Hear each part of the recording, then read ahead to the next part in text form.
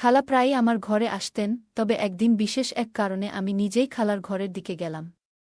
খালু তখন বাইরে ছিলেন, কিন্তু খালার ঘর থেকে অদ্ভুত কিছু শব্দ আসছিল, যা আমাকে বেশ অবাক করল। আমি আস্তে করে খালার ঘরের দরজার ফাঁক দিয়ে তাকালাম এবং যা দেখলাম তাতে অবাক হয়ে গেলাম। আমার খালা তখন মোবাইল ফোনে মনোযোগ দিয়ে কিছু করছিলেন। তার মুখে একটু অন্যরকম হাসি ফুটে উঠেছিল। সেই মুহূর্তে আমি কিছুটা অস্বস্তি অনুভব করলাম, কারণ তিনি এমন ধরনের পোশাক পরেছিলেন যা সাধারণত আমি তাকে পরতে দেখি না। এই পরিস্থিতি দেখে আমার মনে প্রশ্ন জাগল, তিনি ফোনে আসলে কি নিয়ে ব্যস্ত ছিলেন? আমার থেকে খালা খুব বেশি বড় ছিলেন না। হয়তো এজন্যই আমি তার অনুভূতিগুলো কিছুটা বুঝতে পেরেছিলাম। তাই আমি ধীরে ধীরে পা টিপে নিজের ঘরে ফিরে গেলাম এবং এমন ভাব করলাম যেন কিছুই বুঝতে পারিনি। তবে আমার মনে হয়েছিল যে খালা একাকিত্বের শিকার এবং কিছু ভুল করছেন। খালু তার জন্য সময় দিতেন না, আর সম্ভবত এই কারণেই তিনি নিজের একাকিত্ব মেটানোর চেষ্টা করছিলেন। আমি তখন নিজের মন থেকে এই ভাবনাগুলো সরিয়ে দিয়েছিলাম, কারণ খালা তো আমায় নিজের বাড়িতে থাকার সুযোগ দিয়েছিলেন। আমি তার ব্যক্তিগত বিষয়ে জড়াতে চাইনি। তবে আমি কি জানতাম আমার সাথে এমন কিছু ঘটবে? খালা ছিলেন একেবারে তরুণী ও অত্যন্ত সুন্দরী একজন মহিলা, যার বয়স খালুর থেকে অনেকটাই কম ছিল। প্রথমবার খালাকে দেখে আমার বিশ্বাসই হচ্ছিল না যে উনি খালুর স্ত্রী। খালু যখন খালাকে আমাদের ছোট শহরে নিয়ে আসেন মায়ের সাথে পরিচয় করানোর জন্য, তারা খুব আনন্দের সাথে এসেছিলেন। কিন্তু খালাকে দেখার পরেই মায়ের মনোভাব পাল্টে যায়। আসলে খালু কাউকে কিছু না জানিয়েই বিয়ে করেছিলেন। তার মা-বাবা আর বেঁচে ছিলেন না, তাই খালু বড় শহরে একা থাকতেন এবং সেখানেই কোনো ভাইবোনকে না জানিয়ে বিয়েটা সেরে ফেলেছিলেন। যখন খালু খালাকে নিয়ে আমাদের বাড়িতে এলেন এবং মাকে জানালেন যে তিনি তার স্ত্রী, মা অবাক হয়ে গেলেন। খালু বললেন যে খালা দূরের আত্মীয়ের মেয়ে, কিন্তু মা স্পষ্টভাবে বলে দিলেন, এমন পরিবারে বিয়ে করলেন কেন যারা এমন কাজ করেছেন? মায়ের মতে খালার মতো কাউকে বিয়ে করার আগে খালুর ১০০ বার ভাবা উচিত ছিল। মায়ের স্পষ্ট জানিয়ে দিলেন যে খালাকে তিনি মেনে নিতে পারছেন না। খালার মন ভেঙে গেল, তিনি রাগে বললেন, আমি কোনো ভুল করিনি। আমি খালুকে ভালোবেসেছি, আর আমরা দুজনেই পছন্দ করে বিয়ে করেছি। এটুকুই আমার অপরাধ, কিন্তু মায়ের তার পুরনো সমস্ত গল্প সামনে এনে তাদের বাড়িতে থাকার জায়গা দেননি। খালু যেমন খালাকে নিয়ে এসেছিলেন, তেমন করেই ফিরে গেলেন। খালু আর খালার চলে যাওয়ার পর মা খালার সম্পর্কে আমাদের সামনেও অনেক কটু কথা বললেন। মা জানালেন খালার পরিবার অতীতে নানা সময়কার আত্মীয় ছিলেন এবং তাদের পরিবার সবসময় অর্থলোভী ও সন্দেহজনক চরিত্রের ছিল। এই কথাগুলো শোনার পর আমরাও মায়ের কথা মেনে নিলাম এবং ভাবলাম হয়তো খালা লোভেই বিয়েটা করেছেন। খালা ছিলেন খালুর থেকে বয়সে অনেক ছোট এবং খুবই সুন্দরী। তাই আমার মনে প্রশ্ন জেগেছিল, কেন তিনি এত বড় বয়সের একজন ব্যক্তির সাথে বিয়ে করলেন? আমার বোনেরাও বলেছিল হয়তো খালা টাকার লোভেই এই বিয়ে করতে বাধ্য হয়েছিলেন। তবে যখন আমি বড় শহরে খালুর বাড়িতে থাকলাম, ধীরে ধীরে খালার সাথে আমার বন্ধুত্ব গড়ে উঠল। সময়ের সাথে সাথে আমাদের সম্পর্ক আরও মজবুত হল। আমার মনে হতে শুরু করল হয়তো আমার মা খালার ব্যাপারে ভুল ধারণা পোষণ করতেন। খালার আচরণ আমার প্রতি খুবই বন্ধুত্বপূর্ণ ছিল। তিনি ছিলেন একেবারে খোলামেলা, আমাদের মধ্যে কোনো দ্বিধা ছিল না। খালা এমনভাবে আমার সাথে মিশতেন যেন আমরা বহুদিনের পরিচিত। খালা বাড়ির কাজকর্ম করে এসে আমার কাছে বসতেন। আমরা একসাথে টিভি দেখতাম, কখনো গেম খেলতাম। খালা ধীরে ধীরে আমার ঘনিষ্ঠ বন্ধুতে পরিণত হয়েছিলেন। তিনি সবকিছু আমাকে খুলে বলতেন, বিশেষ করে খালুর ব্যাপারে তার অভিযোগগুলো। তিনি বলতেন খালু তার জন্য সময় দেন না, তাই আমার আশায় তিনি খুব খুশি হয়েছিলেন। তিনি সব সময় আমার খুব কাছাকাছি থাকতেন। এরপর খালু যখন কাজে বের হতেন, খালা প্রায়ই আমার ঘরে চলে আসতেন। কখনো বিছানায় বসে কথা বলতেন, আবার কখনো আমাকে পাশে নিয়ে ঘণ্টার পর ঘণ্টা আলাপ করতেন। খালার মনে হয়তো অনেক কথা জমেছিল, আর তাকে শোনার মতো কেউ ছিল না, তাই তিনি আমাকে পেয়ে মন খুলে বলতেন। একদিন কথা বলতে বলতে হঠাৎ খালা আমার হাতে হাত রেখে বললেন, তোমার মতো শক্তসামর্থ্য পুরুষরা আমার খুব ভালো লাগে। তোমার খালু তো একেবারে আলাদা, অনেকবার বলেছি জিমে যাওয়ার জন্য, কিন্তু তিনি শুনতেই চান না। মানুষ বয়স বাড়ানো থামাতে পারে না, কিন্তু নিজের শরীর তো ঠিক রাখতে পারে। খালার এই কথায় আমার হাসি পেয়ে গেল, কারণ খালুর পেট সত্যিই বেশ বড় হয়ে গেছে। তিনি প্রচুর খেতেন এবং নিজের স্বাস্থ্যের কোনো খেয়াল রাখতেন না। তবে খালা বলতেন, তোমার খালুর শরীর আর ভালো লাগে না আমার। তিনি মজা করে বললেন, তুমি কেন তোমার খালুকে বোঝাচ্ছ না, যাতে তিনিও তোমার মতো ফিট হয়ে যান? পুরুষ মানুষ ফিট হলেই ভালো লাগে। আমি হেসে বললাম, যতই চেষ্টা করো, খালুকে জিমে পাঠানো সম্ভব নয়। যতক্ষণ না তিনি ভুলভাল খাবার খাওয়া বন্ধ করবেন, ততক্ষণ ফিট হওয়া সম্ভব না। খালা একবার আমার দিকে গভীর দৃষ্টিতে তাকালেন, তারপর একটু দীর্ঘশ্বাস ফেলে কিছু না বলে রুম থেকে বেরিয়ে গেলেন। আমি মনে মনে ভাবলাম, সুযোগ পেলে খালুকে বলবো যে তাকে নিজের স্বাস্থ্য নিয়ে চিন্তা করা খুব জরুরি। কিন্তু খালু বাড়িতেই থাকতেন না। তিনি সকালে কাজে বেরিয়ে যেতেন এবং রাতে 10টার দিকে ফিরে এসে ক্লান্ত হয়ে ঘুমিয়ে পড়তেন। খালা সারাদিন একাই থাকতেন। তাই যখন আমি কলেজ থেকে ফিরতাম, তিনি প্রায়ই আমার ঘরে এসে সময় কাটাতেন। ধীরে ধীরে আমাদের মধ্যে এতটাই স্বাভাবিক সম্পর্ক তৈরি হল যে তিনি দরজায় না নক করেই রুমে ঢুকে পড়তেন। এক দুপুরে কলেজ থেকে ফিরে আমি পোশাক পাল্টাচ্ছিলাম। শার্ট খুলে বিছানা রেখেছিলাম এবং নতুন শার্ট নিতে আলমারি খুললাম। তখনই খালা হঠাৎ ঘরে ঢুকে পড়লেন। তিনি আমার দিকে তাকালেন এবং খালা কিছুক্ষণ ধরে আমার দিকে চুপচাপ তাকিয়েছিলেন। আমি অবাক হয়ে বললাম, খালা, কিছু বলবেন? তিনি মৃদু হেসে আমার দিকে কয়েক পা এগিয়ে এলেন এবং কাছে এসে বললেন, রাহুল, তোমার সাহায্য দরকার। তার কথা শুনে আমি বিস্মিত হয়ে জিজ্ঞেস করলাম, জি খালা, কি করতে হবে? খালা আমার কাঁধে হাত রেখে বললেন, যা বলবো সেটা মন দিয়ে করতে হবে। তার কথায় কিছুটা অস্বস্তি বোধ করলেও আমি বললাম, জি খালা, বলুন কি করতে হবে। তিনি কানে কানে আমাকে কিছু বললেন, যা শুনে আমি হতবাক হয়ে গেলাম। আমার নাম রাহুল। আমি এক ছোট শহর থেকে বড় শহরে পড়াশোনা করতে এসেছিলাম, যাতে নিজেকে যোগ্য করে তুলতে পারি এবং পরিবারকে সাহায্য করতে পারি।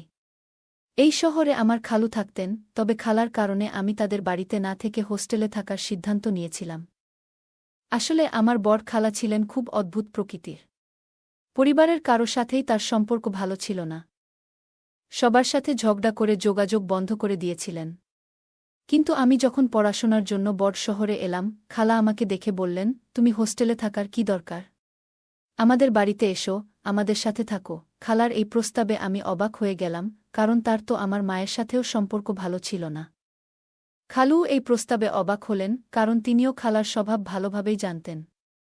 এ কারণেই তিনি নিজে থেকে আমাকে কখনো তাদের বাড়িতে আসার আমন্ত্রণ দেননি। খালার কথা শুনে আমি কিছুটা দ্বিধায় পড়লাম, কিন্তু শেষে বললাম যে আমি হোস্টেলেই ঠিক আছি। তবে খালা নিজের সহজ সরলতা দেখিয়ে বললেন, আমি এতটাই খারাপ নই যতটা তোমরা মনে করেছ।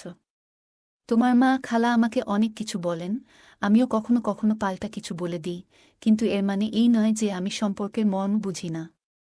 এটা তোমার খালুর বাড়ি, আর খালুর বাড়ি থাকতে তুমি কেন হোস্টেলে থাকবে? এতে ভালো দেখাবে না। এখন থেকে তোমাকে আর হোস্টেলে ফিরে যেতে হবে না। আমি তো শুধু খালুকে সালাম জানাতে গিয়েছিলাম, কিন্তু খালার কথায় পুরোপুরি অবাক হয়ে গেলাম। খালা মুচকি হেসে বললেন, যাও, তোমার হোস্টেল থেকে সব কিছু নিয়ে এসো। আমি তোমার পছন্দের খাবার তৈরি করছি। এরপর খালা খালুকে বললেন, উপরের ঘরটা পরিষ্কার করিয়ে নাও, রাহুল এখন থেকে এখানেই থাকবে। এটা শুনে খালু বেশ খুশি হলেন। আমিও ভাবলাম হোস্টেলের খরচ বাঁচবে আর বাড়ির খাবারও পেয়ে যাব। বাইরে থেকে খাবার খেতে খেতে আমি ক্লান্ত হয়ে গিয়েছিলাম। 4 বছর এইভাবে কিভাবে চালাব? তাই বেশি কিছু না ভেবে তাড়াতাড়ি রাজি হয়ে গেলাম এবং হোস্টেল থেকে নিজের জিনিসপত্র নিয়ে আসতে রওনা হলাম। জিনিসপত্র নিয়ে এসে মাকে ফোন করে জানালাম যে খালা আমাকে তাদের বাড়িতে থাকতে বলেছেন এবং আমি হোস্টেল থেকে খালুর বাড়িতে চলে যাচ্ছি। এটা শুনে মা বেশ অবাক হলেন, এই মহিলার সম্পর্কে কিছু তো ভালো ভাবনা মাথায় এলো। আমি আমার মায়ের কাছে বললাম, মা, খালা এত খারাপ নয় যতটা সবাই মনে করে। আমার কথা শুনে মা বললেন, থাক থাক, বেশি খালার পক্ষপাতিত্ব করিস না। আমি তোর খালাকে ভালোভাবেই জানি। ও আমার ভাইয়ের উপার্জিত টাকায় নিজের জীবন সাজিয়েছে। ওর আর ওর পরিবার কেমন সেটা সবাই জানে, শুধু তোর খালুই দেখেন না। মায়ের কথা শুনে আমি ফোনটা রেখে দিলাম এবং মনে মনে ভাবলাম, মহিলাদের মধ্যে এই ধরনের সমস্যা কখনো শেষ হয় না। একজন মহিলা আরেকজন মহিলাকে কখনো ভালো চোখে দেখে না।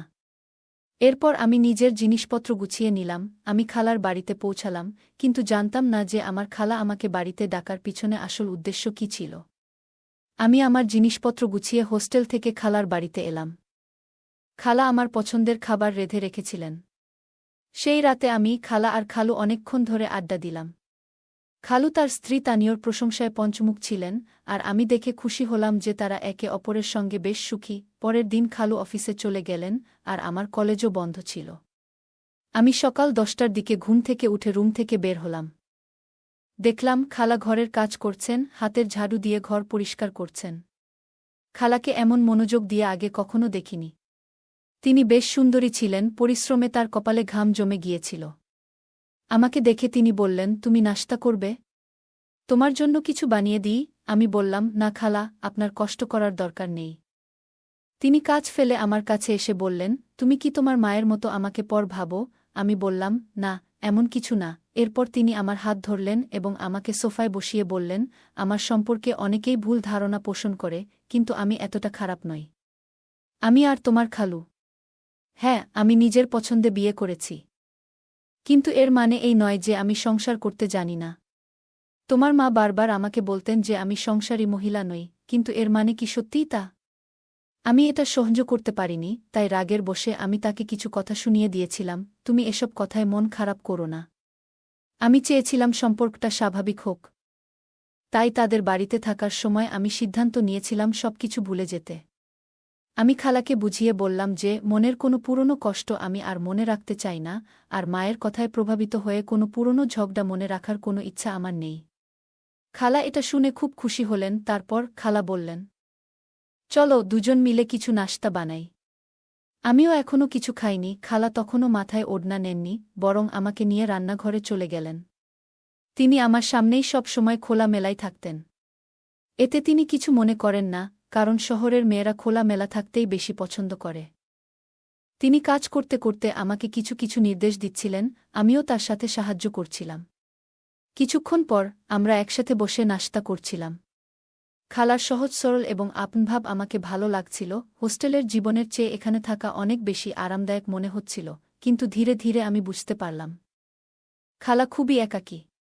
খালু সারাদিন অফিসে থাকেন, আর খালা ঘরের কাজকর্ম শেষ করে চুপচাপ বসে থাকেন। অনেক সময় আমি খালাকে চোখের পানি ফেলতে দেখেছি। অনেকবার জিজ্ঞেস করার পর তিনি বললেন যে তিনি নিজেকে খুব একা মনে করেন। খালুর সাথে পছন্দ করে বিয়ে করলেও এখন তিনি মনে করেন খালুর ভালোবাসা আর আগের মতো নেই। তিনি তার নিজের পরিবারকেও খুব মিস করেন। আমি খালাকে বোঝানোর চেষ্টা করলাম যে খালু এখনও তাকে অনেক ভালোবাসেন। এরপর থেকে আমি খালার সাথে আরও বেশি সময় কাটাতে লাগলাম। ধীরে ধীরে আমাদের সম্পর্কটা আরও সহজ হয়ে গেল। খালা প্রায়ই আমার রুমে এসে বসে থাকতেন, আমার সাথে সময় কাটাতেন। আর আমি তাতেই খুশি হতাম। কিন্তু একদিন খালা আমার বিছানায় শুয়ে পড়লেন। খালা প্রায়ই নিজের নাইট ড্রেসে আমার সামনে চলে আসতেন এবং এতে তার কোনো অস্বস্তি হতো না। বরং তিনি আমার পাশে বসে সিনেমা চালিয়ে দিতেন। মাঝে মাঝে তিনি আমাকে জিজ্ঞেস করতেন, তোমার জীবনে কি কোনো মেয়ে আছে? থাকলে বলো, আমি তোমার বিয়ে করিয়ে দেব। আবার কখনো বলতেন, আমি নিজেই তোমার জন্য একটা মেয়ে খুঁজে দেব। একদিন খালা আমাকে বললেন, তুমি অনেক যুবক এবং শক্তিশালী, আর এমন পুরুষই আমার ভালো লাগে। তিনি প্রায় প্রতিদিন আমাকে দুধের গ্লাস এনে দিতেন এবং বলতেন, এভাবেই থাকো সবসময়। কিছুদিন পর আমি লক্ষ্য করলাম খালা তার মোবাইলে বেশিরভাগ সময় ব্যস্ত থাকেন। অনেক সময় চুপচাপ নিজের ঘরে চলে যেতেন, আর তখন তার ঘর থেকে অদ্ভুত শব্দ আসত। যদিও আমি কখনো খালার বিষয়ে সন্দেহ করিনি, কিন্তু যখন সেমিস্টার শেষে আমার ছুটি হল, আমি ঠিক করেছিলাম যে বাড়ি ফিরে যাব। কিন্তু খালা আমাকে যেতে দিলেন না। বরং জোর করে আমাকে থেকে যেতে বললেন, তুমি চলে গেলে আমি একা হয়ে যাব, তাই তুমি যেও না। আমি খালার কথা রাখতে থেকে গেলাম। সারাদিন আমরা বাইরে ঘুরতাম, আর খালা আমার খুব কাছাকাছি থেকে আমার সঙ্গে ছবি তুলতেন। তিনি বলতেন, তোমার খালু এসব নিয়ে কোনো আগ্রহই রাখেন না। খালা আমাকে নিয়ে প্রায় সব শপিং মলে ঘুরতে যেতেন, আর আমরা যখন ক্লান্ত হয়ে বাড়ি ফিরতাম, তখন তিনি আমার রুমেই চলে আসতেন। এখন এতটাই অভ্যস্ত হয়ে গিয়েছিলাম যে এতে আর কোনো অস্বস্তি লাগত না। তবে যখনই আমি আমার মায়ের সাথে ফোনে কথা বলতাম, মা বলতেন, খালার থেকে একটু দূরে থাকো। তিনি তেমন ভালো মহিলা নন, কিন্তু এখন আর আমি মায়ের কাছে এসব কথা বলতাম না। আমার মনে হতো, মা আসলে খালার প্রতি হিংসার কারণেই এসব বলছেন, কারণ খালুর তো ভালো চাকরি ছিল। বিয়ের আগে খালু তার ভাইবোনদের জন্য অনেক খরচ করতেন, কিন্তু বিয়ের পর খালার জন্যই সবকিছু করেছিলেন। হয়তো এ কারণেই আমার মা খালাকে পছন্দ করতেন না। কিন্তু আমি খালার মধ্যে তেমন কোনো খারাপ কিছু দেখতে পাইনি। খালু আমাদের প্রচুর টাকা দিতেন, কারণ বিয়ের আগে তিনি তার সব রোজগার ভাইবোন ও তাদের সন্তানদের জন্য খরচ করতেন। সম্ভবত এই কারণেই তাদের কেউ খালুর বিয়ের দিকে মনোযোগ দেয়নি। খালার সাথে সময় কাটানো আমার জন্য খুব ভালো লাগত। আর ছুটির দিনগুলোও দ্রুত কেটে যাচ্ছিল। আমার মা আমাকে বারবার ডাকছিলেন, কিন্তু আমি আর ফিরে যাইনি। আমি বলেছিলাম, আমি এখানে বন্ধুদের সঙ্গে আছি। কলেজ পুনরায় শুরু হওয়ার পর একদিন আমি ক্লাস থেকে ফিরে এসে আমার ইউনিফর্মের শার্ট খুলে বিছানা রাখলাম এবং অন্য জামা খুঁজছিলাম। সেই সময় খালা হঠাৎ ঘরে প্রবেশ করলেন। আমাকে শার্ট ছাড়া দেখে তিনি হাসি দিয়ে বললেন, তুমি জামাগুলো তো ছড়িয়ে ছিটিয়ে রাখছ কেন? তারপর তিনি নিজের ওড়না ঠিক করতে করতে বললেন, তাড়াতাড়ি করো, একটু সাহায্য দরকার, শার্টটা ঠিক করে দাও। আমি অবাক হয়ে বললাম, কি হয়েছে খালা? খালা বললেন, আর কিছু নয়, আমার জামার চেইনটা আটকে গেছে, একটু সাহায্য করবে? আমি খালার কথা মতো চেইনটা ঠিক করতে এগিয়ে গেলাম। হঠাৎ খালা পিছনে ঘুরে আমাকে কাছে টেনে নিলেন। আমি অবাক হয়ে গেলাম এবং একটু ঘাবড়ে গেলাম, বুঝতে পারছিলাম না কি ঘটছে। তখনই খালুর গম্ভীর কণ্ঠ ভেসে এলো। এখানে কি চলছে? খালুর কণ্ঠ শুনেই আমি তাড়াতাড়ি দূরে সরে গেলাম। খালাও দ্রুত উঠে দাঁড়ালেন, আর তার জামার চেইন খোলা থাকায় সেটা ঠিক করতে লাগলেন। খালা খালুর সামনে পড়েই কান্নাকাটি শুরু করে দিলেন এবং তাকে শক্ত করে জড়িয়ে ধরলেন। তিনি বলতে লাগলেন, আমি তো ওকে আপনার ভাগ্নে ভেবে বাড়িতে জায়গা দিয়েছিলাম, তার যত্ন নিয়েছি, কিন্তু দেখুন, ও আমার মান-সম্মানের শত্রু হয়ে উঠেছে। দেখুন তো, ও আমার শার্টটাও পুরো নষ্ট করে দিয়েছে। এটা বলেই তিনি নিজের শার্টের দিকে ইশারা করলেন, যা কিছুটা ছেঁড়া ছিল। তারপর খালা বলতে লাগলেন, আমি আপনাকে অনেকবার বলার চেষ্টা করেছি যে ওর মনোভাব ভালো না, কিন্তু সাহস পাইনি। ভয় ছিল আপনি আমার কথায় বিশ্বাস করবেন না, উল্টে আমাকেই ভুল বুঝবেন। তাছাড়া আপনার পরিবারের লোকজন তো আগেই আমাকে ভালোভাবে নেয় না। যদি এই ঘটনা কাউকে জানানো হয় তাহলে সবাই আমাকে দোষ দেবে। আমি তো সবকিছু সঠিকভাবে করার চেষ্টা করছিলাম, কিন্তু ফেঁসে গিয়েছি। এরপর খালা নিজের মোবাইল ফোন বের করে সেই ছবিগুলো দেখালেন, যা তিনি নিজেই আমার সঙ্গে ঘনিষ্ঠভাবে তুলেছিলেন। খালা বললেন, ও এই ধরনের কাজ অনেক দিন ধরেই করে আসছে, কিন্তু আমি উপেক্ষা করেছি। আজ তো ও সব সীমা ছাড়িয়ে গেছে। আপনার বোন নিজেকে অনেক সম্মানিত বলে দাবি করেন, কিন্তু তার ছেলেকে তিনি মহিলাদের সম্মান করতে শেখাননি। আমাকে সবসময় বদনাম করে, খারাপ কথা বলে এড়িয়ে চলে, আর তার ছেলে এমন কাজ করছে, অথচ তাকে কোনো খবরই নেই। এই কথা শুনে খালু রেগে গিয়ে আমার কাছে এসে এক চড় মারলেন এবং বললেন, তোমার মা সবসময় আমার স্ত্রীকে খারাপ চরিত্রের বলে এসেছে, কিন্তু নিজের ছেলেকে কিভাবে মানুষ করেছেন তা কি চোখে পড়ে না? এখনই আমার বাড়ি থেকে বের হয়ে যাও। তারপর খালু আমার সামনে থেকেই আমার মায়ের কাছে ফোন করলেন এবং বললেন, তোমার ছেলেটা আমার স্ত্রীর সম্মানের উপর আঘাত হেনেছে। তিনি আমার মা সম্পর্কে খারাপ মন্তব্য করে ফোন কেটে দিয়ে নিজের ঘরে চলে গেলেন। আমার খালা কাঁদতে কাঁদতে তার পেছনে চলে গেলেন। সবকিছু এত তাড়াতাড়ি ঘটে গেল যে আমি কিছু বুঝে ওঠার আগেই নিজেকে দোষমুক্ত করার জন্য কিছুই বলতে পারলাম না। খালু আর আমার সঙ্গে কোনো কথাই বলতে চাইছিলেন না। আমি কান্না করতে করতে আমার জিনিসপত্র গুছাতে লাগলাম। কিছুক্ষণ পর খালা চুপিসারে আমার ঘরে ঢুকলেন। আলমারির পাশে ঠেস দিয়ে দাঁড়িয়ে হেসে বললেন, তোমার মা সবসময় আমাকে খারাপ পরিবারের মেয়ে বলে অপমান করেছে, আমার চরিত্র নিয়ে কথা বলেছে। অথচ আমার একমাত্র দোষ ছিল, আমি প্রেম করে বাড়ি থেকে পালিয়ে বিয়ে করেছিলাম।